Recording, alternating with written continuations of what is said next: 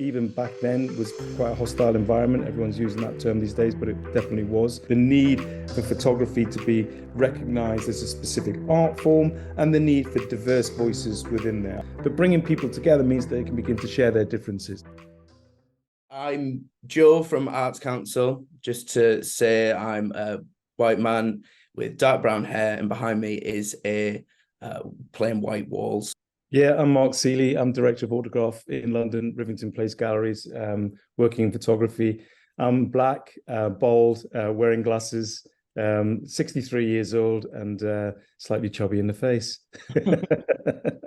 So, Mark, would you like to just elaborate on yourself a bit more and what Autograph does as an arts organisation? Autograph has been in existence since 1988. It comes out of a long lobby around issues of visibility, race, rights, representational politics, forged, if you like, from what I would call a ground up arts movement, looking specifically at the, I guess, a post-World War II kind of lineage, if we look at it rightly.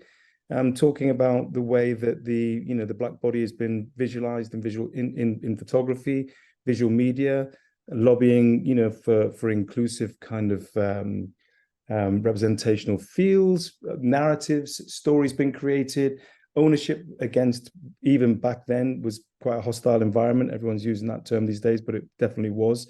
And artists really, as I say, coming out of art school, some self-taught, people like Vanley Burke, Armit Francis, and many others who were, trying to find a place to contest the issues of race and rights, and trying to push back against the media at the time that was very, very aggressive and hostile towards the black immigrant subject here in the UK. And photography, of course, was an ideal environment, an ideal medium, if you like, to begin those stories, because it was immediate. It was people, Neil Kenlock, Joy Gregory, people like that, Ingrid Pollard, were beginning to contest the field of representation across many different sites of photographies, from constructed images to documentary narratives to trying to work within fashion. And all of those had been, I would argue, kind of shut out of what I'd call the creative industries in total. And Autograph as an agency in 1988 comes together out of support from the Arts Council, Greater London Arts, a long politics of minority arts inclusions. The language has changed completely, and it's very complex then and very complex now, and it's an evolving politic always. And it comes out of that space of kind of like fighting for, a right to be. And of course, ex-artists and the black subject blowing it apart, looking at cultural theorists like Stuart Hall, Homi Bhabha, looking at American scholars like Deborah Willis and Bell Hooks, a kind of whole kaleidoscopic range of what I would call political possibilities were being drawn into the lens of Autograph, and hopefully trying to finance those narratives. And that's what the agency has effectively been doing now for well over 30 years. And just with you specifically, you talk about all those external factors, everything that's coming together to to inform the work that Autograph is showcasing. But what specifically sparked your interest in photography and your relationship with social change? Well, as a black student in the 1980s, you looked around you and there was nothing been taught that was relevant to your experience. Mm-hmm. As a black student experiencing the rise of, the National Front and the sense of being, what's the word? Kind of, I guess, becoming aware of just how critical the environment that you were living in a day-to-day basis was. I was working around my own, what I would call my own experiences as a black subject. I got into art school. I got into Goldsmiths. I began my interest in photography, ironically, through the lens of doing a textiles degree. I was doing a lot of screen printing, using photography, using montage, using collage. And of course, I think you'd have to be pretty much head in the sand if you weren't aware of what was going on around policing of the black body, your sense of being under threat, especially in places like London. I grew up in Newcastle, the sense of, again, these ideas of alienation and having no control and no visibility. And art school for me became a place where I could begin that journey. I had people, critically for me, was someone called Sarat Maharaj, a really important South African Asian art historian scholar, who was able, in a very subtle way, to point a finger at myself and say, this is an opportunity. And of course, from then, you made sure that you took that opportunities when they were there. A big learning curve about understanding funding, networking, finding colleagues with similar experiences, private views, trying to get into the place, not in a way that it's a kind of hustle, but in a way that you slowly began to evolve and generate a sense of confidence. And I think Autograph as an agency created also that sense of confidence in bringing people together. Now, the idea there is that there's no one homogenous kind of experience of that, but bringing people together means they can begin to share their differences. And that's where I think, writing and publishing, and again, scholars like Cobbin and Mercer, Paul Gilroy, Ain't No Black in Union Jack, really important kind of text when you begin to think about that and drill back into what I would call those post-colonial narratives. People like Frantz Fanon, really, Angela Davis, looking at the American Civil Rights Movement, looking at what people like Gordon Parks had done. Really important works that were out there that we wanted to begin to draw on, to begin to learn from, to begin to talk about Black experiences rather than the Black experience. So then, do you want to talk a little bit about the formation of Autograph as an organisation? Then you talk about your time at Arts College. Was it something that stemmed from that, or was it a little bit later? I think I think the formation of Autograph comes from a kind of collective concern of voices. Because what's great about Autograph is that it's not one person thinking we need this agency. It's bodies of people coming together. It's people like Rotimi Fani-Kayode, very important photographer who passed away, and people like Amit Francis, and people like Sunil Gupta, people like Merle van der Bosch, people like Rashini Kempadu, people like Maxine Walker, all coming in, if you like, at a kind of sense of a surge. A sense that they were collectively speaking at places, at conferences, in, public spaces around the need for visibility for the Black subject, if you like. And I think those voices were finally channeled very importantly by someone like Barry Lane at the Arts Council, who as a photography officer got it, right? Absolutely got it. The need for photography to be recognized as a specific art form and the need for diverse voices within there. I think one of the key things about someone in a cultural institution, like say the Arts Council or the Greater London Council at the time, is that it's individuals who make those differences. People like Alan Hayden at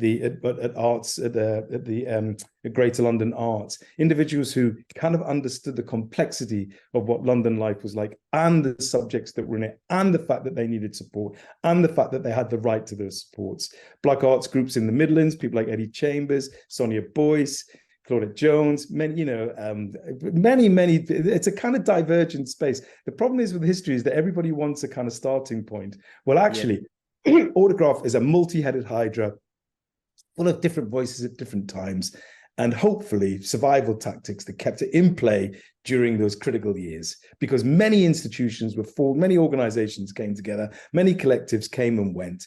And the good news about Autograph is that it was fluid enough and flexible enough to see those changes and manage those changes through. And, in many ways, I should argue that leadership is really important in those places. People like Stuart Hall, as I've mentioned, people like David A. Bailey, people come and go. People have critical points sometimes when they can be really active. And then somehow, if you're lucky, a bit like a relay race, like a political relay race, the banner gets passed on and others pick it up. And it's part of that space. The downside of it is that often people get left out of the narrative who actually did some very important work. But that's the nature of the beast. That's politics. Yeah.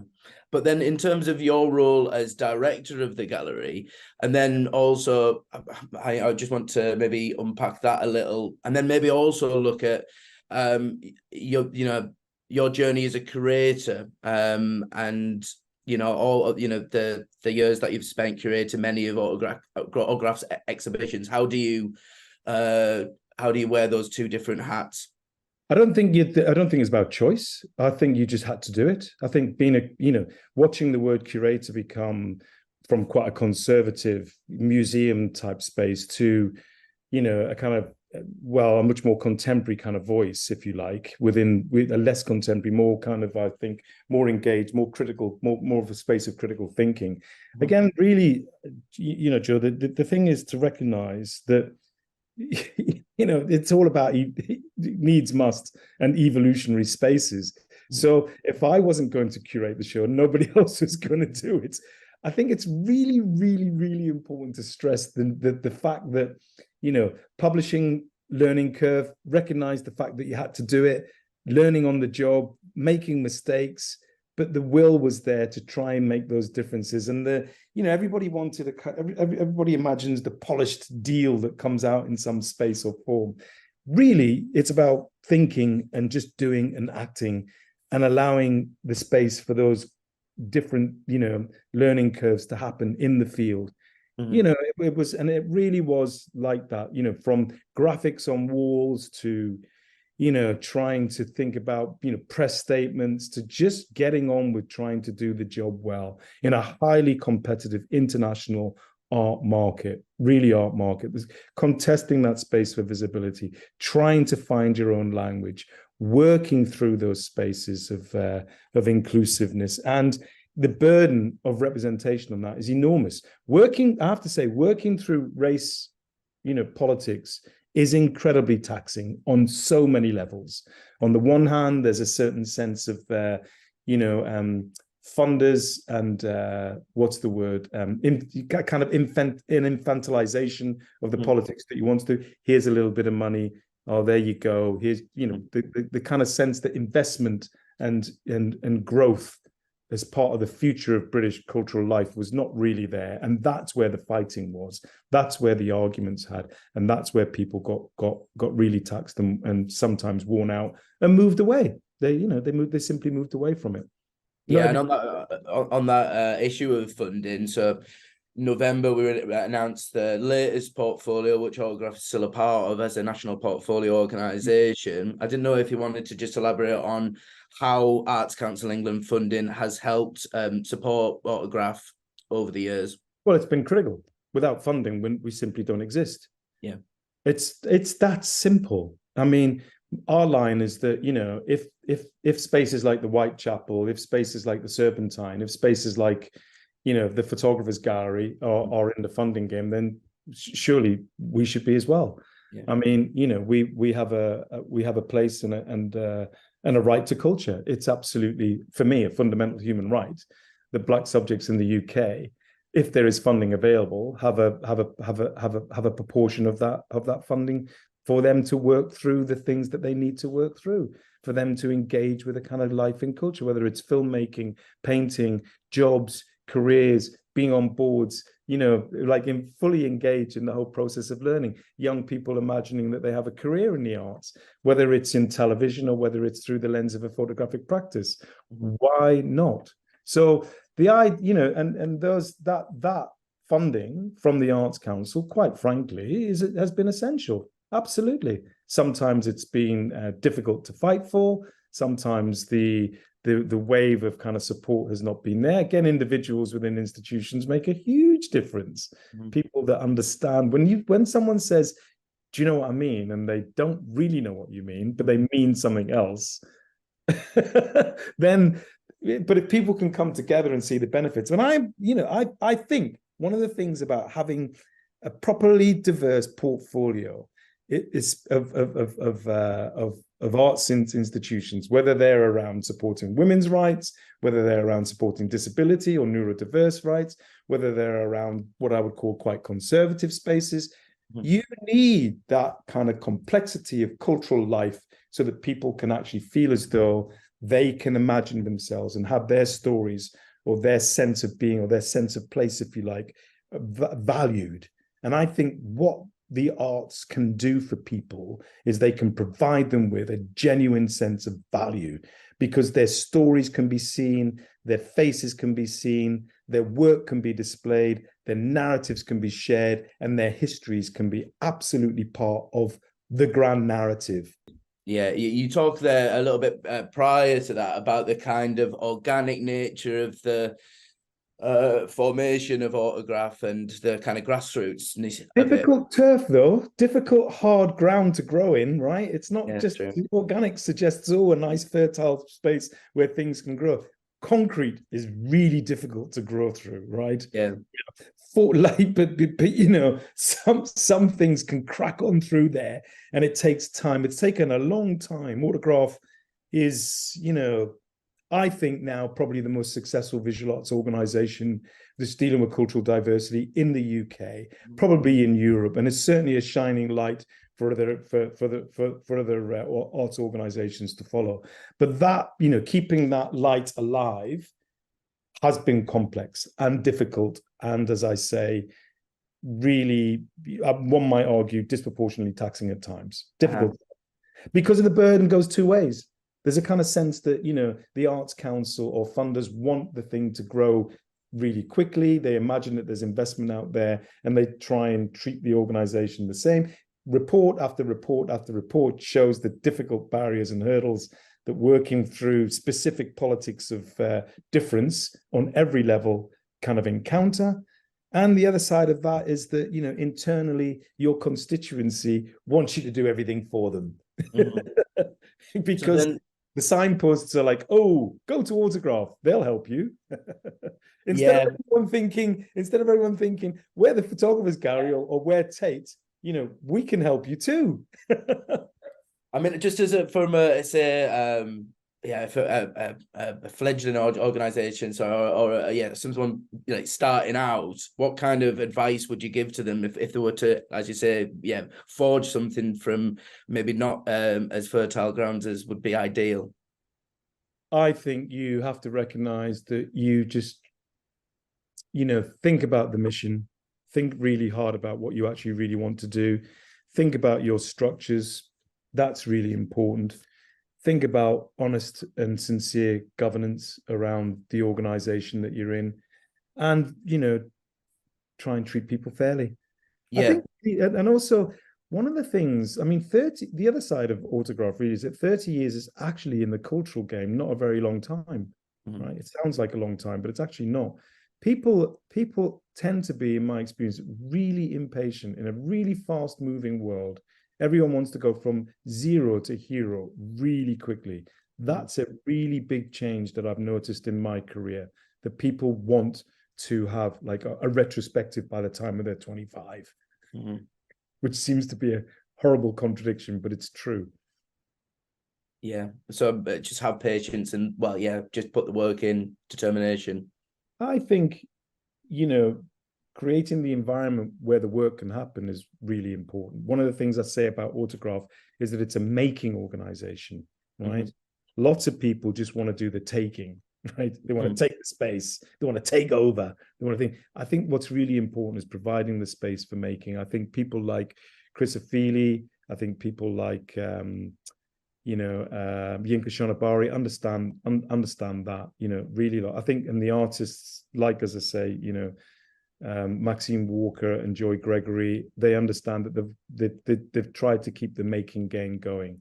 And I think when you're making, the environment for making, however you do it, whether you have to supplement it through teaching or other things, hopefully and eventually that making will be recognized. Those stories will get picked up. If you can keep the making going, even as an arts organization, that was one thing I was determined to do with Autograph. Keep on trying to commission people when people were saying no to exhibitions, just ways of making things visible. Some of the things that we commissioned back in the day, are now being collected by museums like the V&A, like Tate, like the Guggenheim.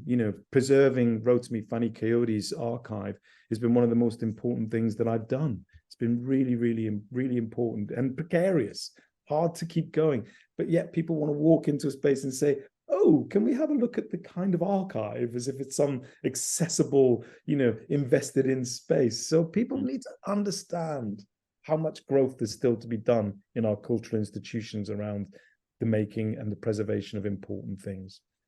And then just a quick note finally to go to what's on at Autograph coming up. I know that you've got an exhibition opening at the end of September on the 22nd. Correct. Francis is someone that you've mentioned there. And Armit's really important because, you look around actually and you think, actually, has he had that much recognition still? We have some relatively small spaces at Autograph, Rivington Place, 2 galleries. We will give Amit the ground floor space. We will do what I would call a kind of unpacking of some of his critical chapters within his work. Amit, there are several words which I use a lot: missing chapters, Black Chronicles. Armit's part of a missing chapter, and he has some incredible Black Chronicles stories to share. And he was working, from the late 60s through to the now. He was early in publishing, Seed Publications, his projects, Children of the Black Triangle, He very early got that whole kind of Africa, Americas, back to the UK story, the Black Atlantic. Really, really quite, I think people are mentioning these ways of thinking as if somehow it's a new thing within their practice, the Atlantic. People like Armit were talking about this in the 80s. Clearly, it's all there. I mean, if an agency like Magnum or someone like that, one of these documentary kind of iconic spaces, had picked him up and helped him and nurtured him during the day, he would have been probably a really well-known and well-respected international figure. He is in some circles, but what we're doing really with Armit's show is just enabling people to think through his story and the stories that are connected. Images of carnival, images of fashion, personal images, there's auto portrait stuff, autograph, auto portraiture. It's all about telling your own stories, because others were telling them pretty badly. So, it's that space. And then also we'll be working with Helen Amazu. Again, autograph has always been international because we're diasporic in nature. People come from somewhere. The world has always been global to us, whether it's India, whether it's Africa, whether it's the Caribbean. That sense of working with artists as a kind of collective global self-voice has been in our DNA. So it's not surprising to find artists from overseas, as they always were in our very first show, Auto Portraits, included in that conversation. So we've always provided, the key word for me is agency. I think that's a great point to end on. But yeah, we can just say that I encourage people to get down to Autograph Gallery and check out the exhibition. And I think it's I know we talk about things through Black History Month, and I know we talk about the lens of like Black practitioners. This is just an arts organization that is dealing with really complex stories that everyone can engage with. You can't not engage with the global stories that our artists that we've been dealing with. I mean, the question of rights, the question of race, the question of representational politics, the question of class, the question of access to, different forms of thinking. If you look at what Armit's work does, it's a kind of like story of kind of post-war migratory narratives. You can't see yourself in any cosmopolitan city in London without feeling the pulse of what he was trying to say. So it's really important that audiences take this opportunity to engage with that work. Well, thanks so much for speaking to me, Mark.